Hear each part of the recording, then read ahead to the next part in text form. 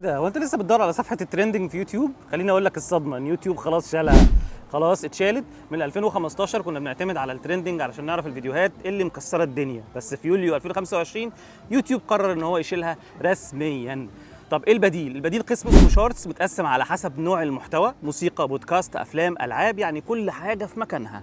ولو عايز تشوف الترندات التانية، صفحة الاكسبلور بقت بتعرض محتوى مش مخصص ليك علشان تكتشف الترندات بره البابل بتاعتك. المبدعين بقى، خد عندك في حاجة اسمها ايه؟ الانسبيريشن تاب، دي موجودة جوه اليوتيوب عندك، وميزة اسمها الهايب اللي هتساعد الفيديو بتاعك الجديد انه يوصل لأكتر عدد من الناس في أول 24 ساعة.